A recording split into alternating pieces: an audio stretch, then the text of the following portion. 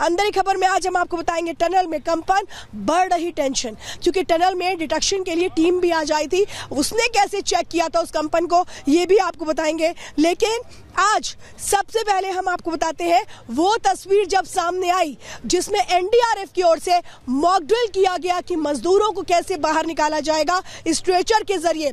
वो जब वीडियो सामने आया तो उसने सबको बहुत उत्साहित कर दिया। ये देखिए, ये तस्वीरें भी इस वक्त मैं आपको दिखा रही हूँ। रेस्क्यू की जो मॉक ड्रिल है ये की गई, ये टेस्ट किया गया कि जब ये रेस्क्यू ऑपरेशन पाइप वहां तक पहुंच जाएंगे जहां तक ये मजदूर है, उसके बाद इनको बाहर कैसे लाया जाएगा। वो स्ट्रेचर जिनमें व्हील्स लगाए गए हैं उनमें एक एक मजदूर को लिटा करके पाइप के जरिए बाहर लाया जाएगा और उसमें कोई रुकावट ना हो, इसके लिए बाकायदा आज ये टेस्टिंग कर ली गई। और ये वीडियो इसीलिए आज बहुत उत्साहित भी कर रहा था। लेकिन अब चलिए बात करते हैं अगली ग्राफिक्स के जरिए आपको जानकारी देते हैं कि 13 दिन का जो रेस्क्यू ऑपरेशन है उसमें अभी क्या क्या हालात हैं। ये समझिए आप, ये जो 13 दिन से रेस्क्यू ऑपरेशन चल रहा है इसकी बीच में बहुत सारी ऐसी चीज़ें आई हैं जो बाधा बनी है, लेकिन हर बाधा को पूरा भी किया गया है।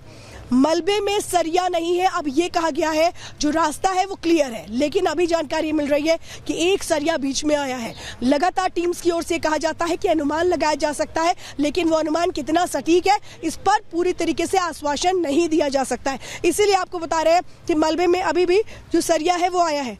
मलबे में धातु नहीं है, ये बिल्कुल क्लियर है, यानी मेटल का कोई हिस्सा नहीं है, ये बिल्कुल क्लियर है। आगे का जो रास्ता है उसमें कोई दिक्कत नहीं आएगी, लेकिन मेटल का हिस्सा आया है, सरिया यानी कि मेटल आया है। अगर मशीन काम अभी तक ठीक से कर रही थी, 13 दिनों से हम देखें तो अगर मशीन काम कर रही है, बीच बीच में से रोका जाता है तो बीच में कई बार अगर ब्लेड टूट जाता है तो उसको बदलने में कम से कम 4 से 5 घंटे लग जाते हैं। मॉक ड्रिल सफलतापूर्वक की जा चुकी है। तो ये जो 13 दिनों की प्रक्रिया है इसमें कैसे स्टेप बाय स्टेप आगे बढ़ा जा रहा है ये आपको हम बता रहे हैं, और तस्वीरों के जरिए हम समझा भी आपको रहे हैं कि अभी आगे की प्रक्रिया क्या हो रही है। देखिए तस्वीरें इस वक्त आप देख रहे हैं। अब देखिए जो ड्रोन की तस्वीरें आप देख रहे हैं, पहाड़ पर ड्रोन से जो सर्वे किया जा रहा है उसकी आज तस्वीरें आई, पूरी पहाड़ का नज़ारा लिया गया। कंपन को एक तरह से नापने की कोशिश की गई। जो ड्रोन कंपनी है उसको आज यहाँ पर लिया गया था और बताया गया था कि ये जो जानकारी दी गई थी ये जर्मनी के एक्सपर्ट्स की ओर से कहा गया था कि आप ड्रोन सिस्टम का सहारा लीजिए, खासतौर पर जो ड्रोन्स एडवांस ड्रोन्स जो बनाए गए हैं उनका आप सहारा लीजिए। चलिए अब बात करते हैं उन 5 तस्वीरों की। वो 5 तस्वीरें जो बयां करती हैं चरणबद्ध तरीके से आगे बढ़ने के इस पूरे कार्यक्रम को।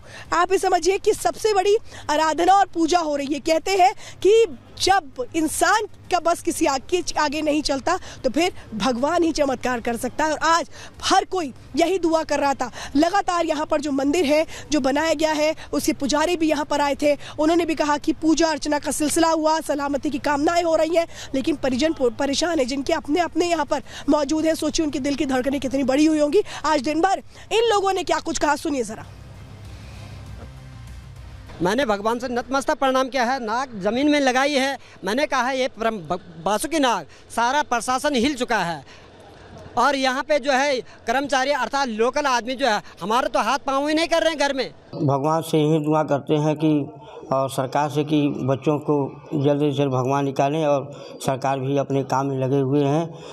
उनको ये इच्छा है कि जैसे भी होगा हम बच्चों को निकालेंगे, यही साहस दे रहे हैं। हम लोग किसी तरह से रात दिन बिता रहे हैं, एक एक पल हम लोग के लिए भारी समझ में आ रहा है।